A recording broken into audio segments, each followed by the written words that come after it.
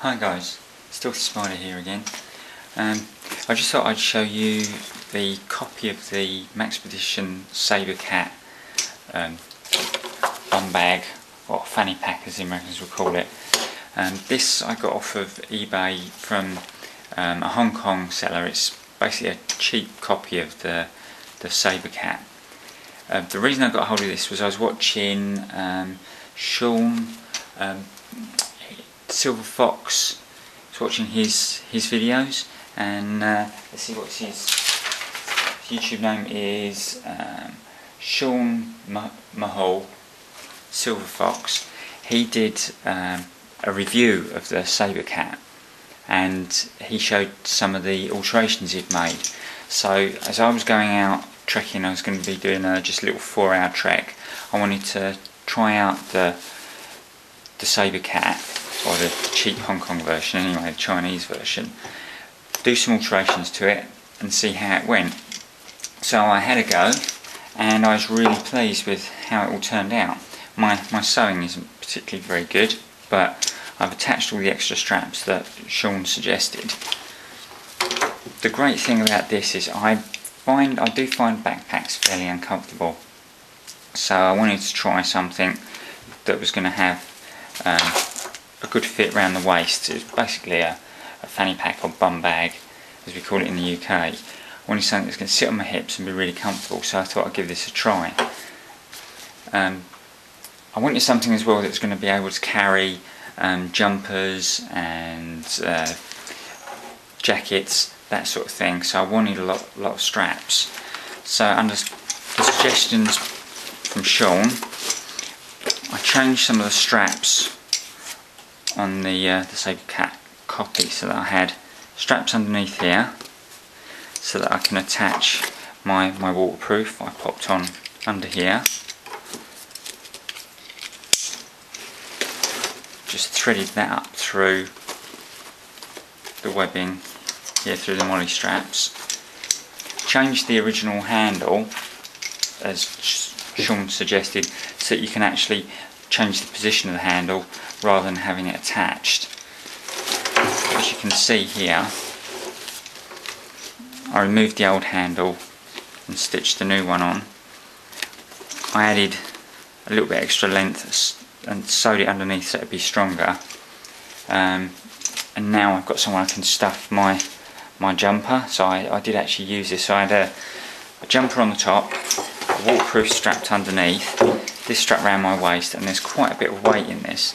Now Sean said that the stitching on his Maxpidition pack started to actually go a little bit here because he puts a lot of weight in, so I re-stitched all the way down inside here. So I figured, as this is a cheap Chinese copy, I'm going to find that the stress points are probably going to go on this, so I've reinforced all along here. Also underneath, inside here, there's extra strapping that I attached just to try and strengthen it all up. Let's show you how it works. Got your extra straps on here. It's set out pretty much the same as Sabercat. There's not much difference other than, I'd say, the quality and the price. This you're looking at somewhere around £25 to £30 as opposed to well over £100 for the Maxpidition version, the original version. So you've got all your pockets, somewhere to carry all your gear, and there's under Sean's suggestion, food for free, which Waterstones are doing 3 for 2 at the moment, so I've got some books from there. And you've got a lot of space in here. Carried a spare buckle with me, exactly the same size as the one on this, just in case the buckle went, because I don't really know what the quality is going to be like in this. I didn't want the buckle going when I was out. Let's try that out. As you can see, loads and loads of pockets in this thing. Got my torch. It lasted really well. It was only a 4-hour hike, but the straps worked fine. It carried all my gear and it was extremely comfortable.